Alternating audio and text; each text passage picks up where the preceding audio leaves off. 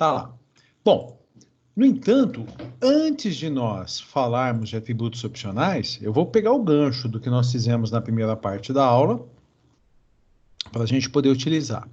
Veja bem, vamos ver se eu consigo aqui jogar lado a lado o Excel. Eu acho que não vai dar, mas vamos fazer assim, ó. Observe que no projeto lógico, o que a gente consegue identificar? As chaves estrangeiras. Esse é o X da questão. No projeto lógico, eu esqueci de fechar o parênteses aqui, mas tudo bem, depois eu fecho. No projeto lógico, a gente consegue identificar onde que vai ter chave estrangeira.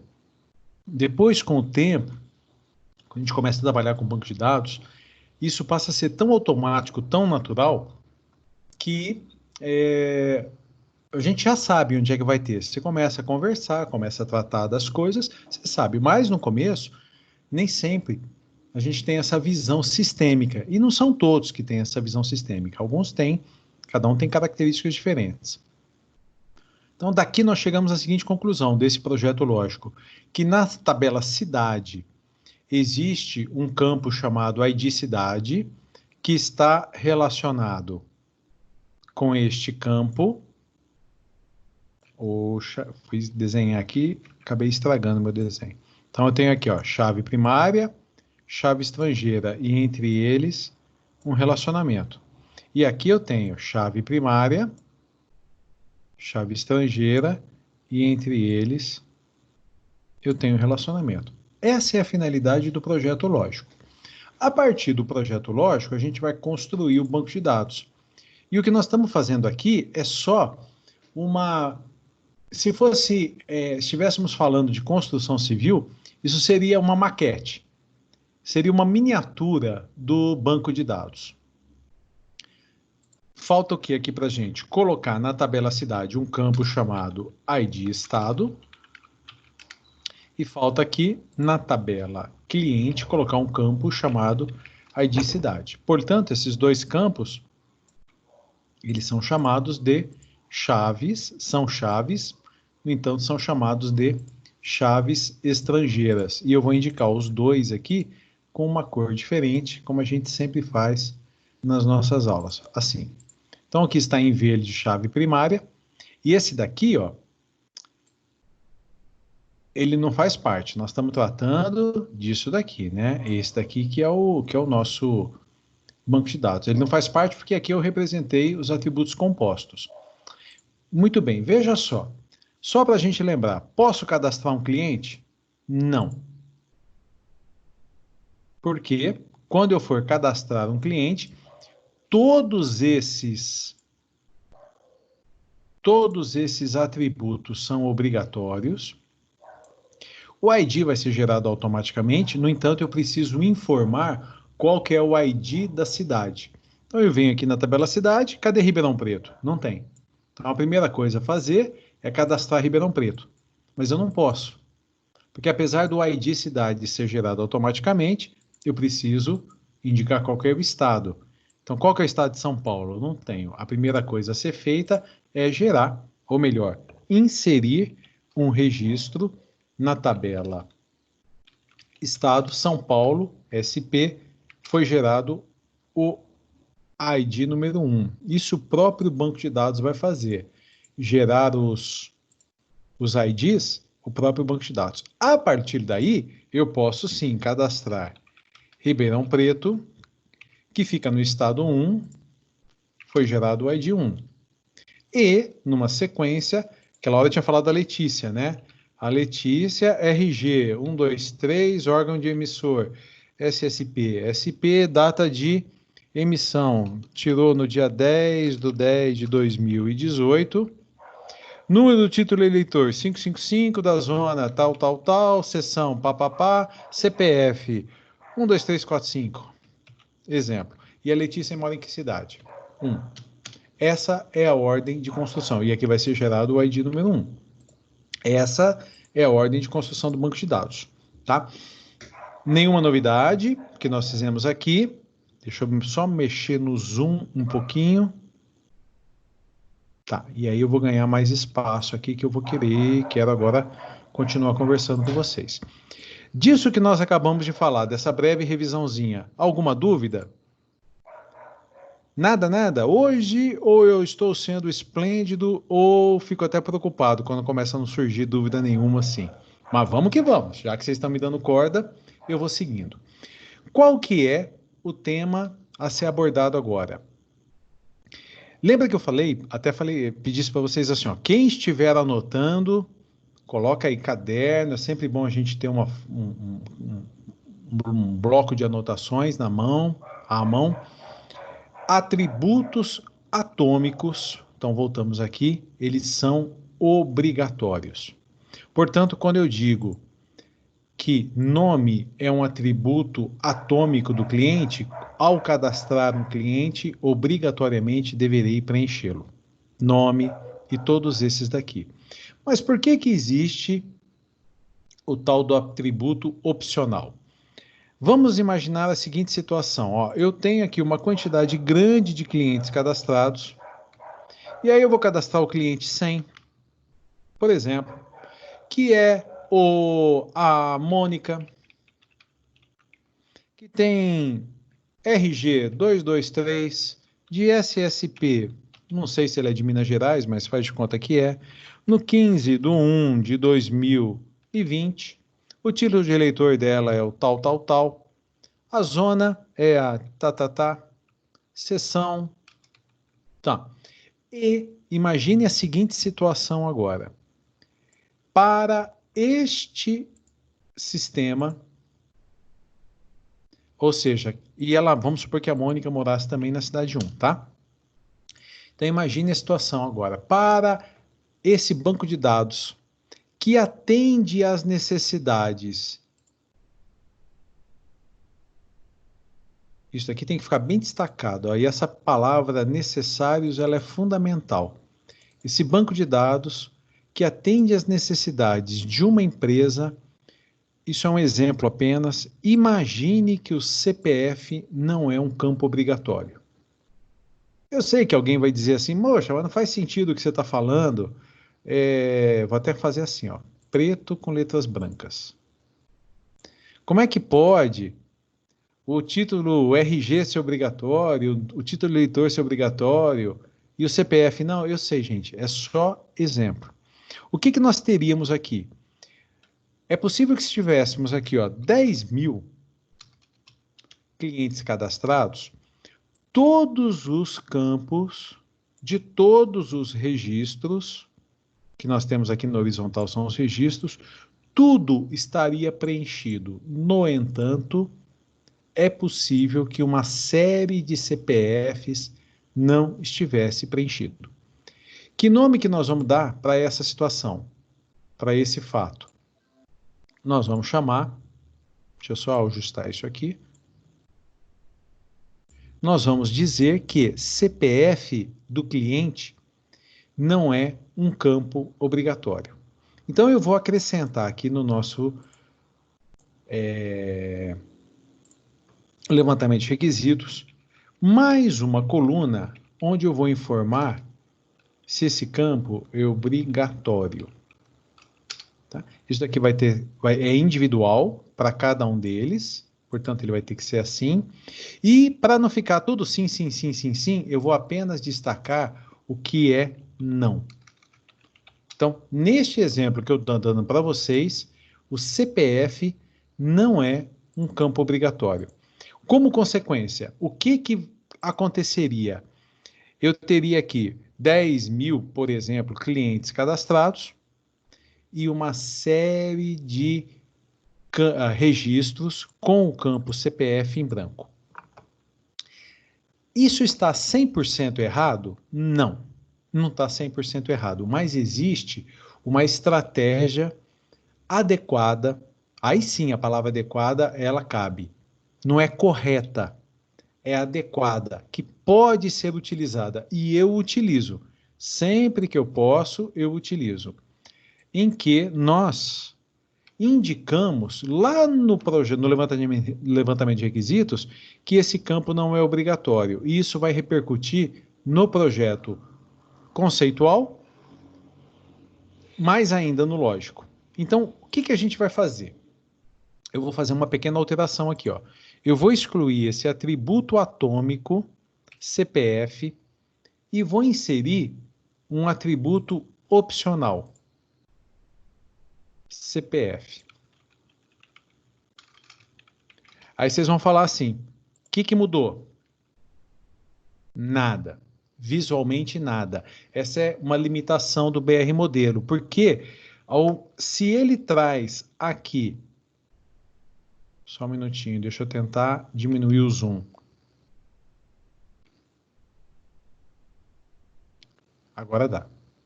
Se o BR modelo ele traz a identificação do que é um atributo identificador, quer dizer, o destaque do que é um atributo identificador. Se ele traz o destaque do que é visual, né? Quando eu falo destaque, é a identificação visual do que é um atributo composto, o BR modelo ele comete uma falha e ele não traz visualmente o que é uma identificação para o atributo opcional. Então, o que eu tenho me acostumei a fazer? Eu faço assim, ó, eu mesmo escrevo aqui, ó, opcional. Isso não quer dizer que o nome do campo vai ser CPF opcional. O nome do campo é CPF. Eu passei a identificar, deixa eu tirar essa mãozinha daqui. Eu passei a identificar o CPF como sendo um atributo opcional dessa forma. É como se eu tivesse criado assim a minha norma, o meu jeito de fazer, me ajustando a uma pequena limitação do BR modelo, tá? Bom, a partir do momento então que o CPF não é obrigatório, neste exemplo que nós estamos dando, o roteiro, nós vamos entrar nessa parte aqui, deixa eu aumentar o zoom. Nós vamos entrar nessa parte do roteiro aqui, ó, que eu vou destacar com uma cor diferente, porque a gente vai dar ênfase nisso daqui. Vamos bem passo a passo. Dessa forma, eu não terei esse campo CPF aqui, porque ele entrou porque ele era um atributo atômico, lembra? Ó? Atributo atômico gera campo. Lá no primeiro exemplo da aula de hoje, CPF era um atributo atômico, então não é mais. Eu vou tirar isso daqui e vou tirar esse CPF daqui, ó. E vou fechar os parênteses que eu fiquei de fechar. Ficou faltando, é só para deixar mais bonitinho. Então tá. Prontinho, tá jóia. O que nós vamos fazer então com os atributos opcionais? Atributo opcional, ou também chamado de não obrigatório. Gerar uma tabela com o nome do atributo opcional. Então, deixa eu pegar aqui para editar. Como é que se chama o nosso atributo opcional? CPF. Então, eu vou gerar uma tabela chamada CPF. Na sequência, então, gerar uma tabela. Aí eu vou destacando em amarelo aqui o que nós já fizemos. Inserir a chave primária na tabela. Ora, se eu tenho uma tabela chamada CPF, eu vou ter uma chave primária chamada ID CPF. Na tabela Estado, ID Estado. Na tabela Cidade, ID Cidade. Na tabela Cliente, ID Cliente. Na tabela CPF, ID CPF. Próxima etapa. Inserir o atributo atômico com o mesmo nome do opcional. Então, aqui em CPF, como é que se chama o opcional? CPF. Eu venho aqui e crio um campo chamado CPF. E, por fim, adicionar, amarelo, a FK referente à tabela original. O que é a FK? A chave estrangeira. Então, adicionar a FK referente à tabela adicional. Nesta tabela CPF, qual que vai ser a FK? O ID cliente. Fechou. Morreu. Isso daqui Primeira vez que faz, parece uma coisa de outro mundo. Vai fazendo, vai ficando cada vez mais claro e cristalino. Então, o que aconteceu aqui, ó? Nós tiramos o campo CPF, criamos uma nova tabela.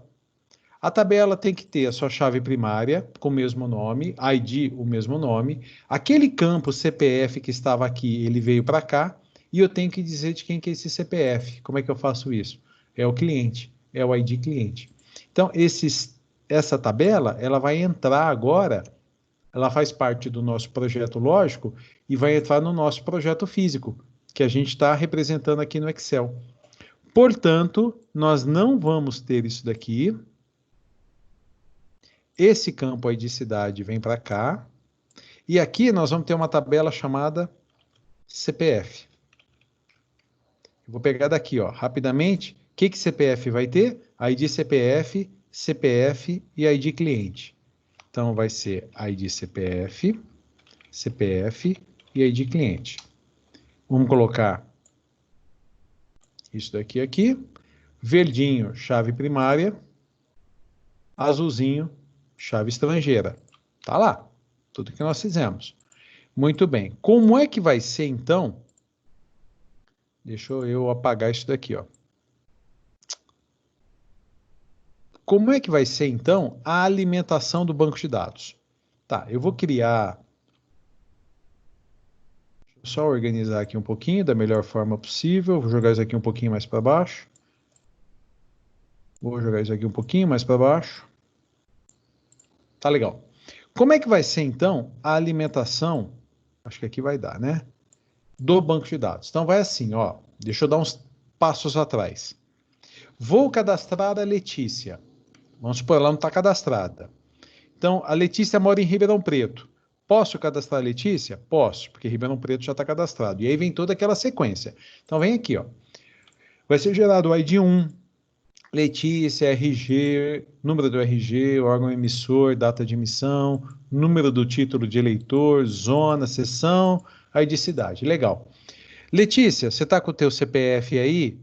Estou. Qual que é? Ah, é o 555-6677. Tá certo. De quem que é esse CPF? É da Letícia. Não, ele é da Letícia aqui, ó. Então, ele é do cliente 1. E vai ser gerado o ID 1. Centralizou, centralizou. E está aqui. Agora eu vou cadastrar o Wilker. Wilker, vamos supor que o Wilker mora em Ribeirão também, só para facilitar, porque o nosso foco agora já não é mais cidade, é aqui no CPF. O Wilker, obrigatoriamente, Wilker, seu RG é o 22233. Onde que você tirou o RG? Ah, no estado do Paraná. Legal. Data do RG, 1/1 de 2020. Não, 1/1 não pode, né? Não funciona um poupa-tempo no 1/1. 1/2 de 2020. Qual que é o número do seu título de eleitor? É os 999. Na zona, tal, tal, tal. Seção, pá, pá, pá. Onde que você mora? Ribeirão Preto. Aí vem aqui, nós estamos falando de banco de dados, né? No sistema, seleciona Ribeirão Preto. Vai ser gerado o ID 2. Wilker, você está com o seu CPF aí? Não estou. Perfeitamente. Encerrou o cadastro do Wilker. Ele tem CPF? Não. Mas ficou algum campo em branco aqui? Porque essa linha aqui ainda não existe, né? Então, dá uma olhada, olha, na tabela cliente, veja se tem algum campo de algum registro em branco. Não. Todos preenchidos. Dá uma olhada na tabela cidade. Se eu tivesse aqui 50 cidades cadastradas, ID cidade, nome, ID estado preenchidos, a mesma coisa. Então, qual que é a intenção da gente utilizar, de nós utilizarmos essa estratégia aqui?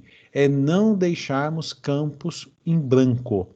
Porque o que eu teria aqui seria um campo CPF, que seria preenchido, no caso da Letícia, 5556677 e ficaria em branco no caso do Wilker. E aí o próximo, preenchido, em branco, em branco, em branco, preenchido, branco, branco, branco, preenchido, preenchido, preenchido.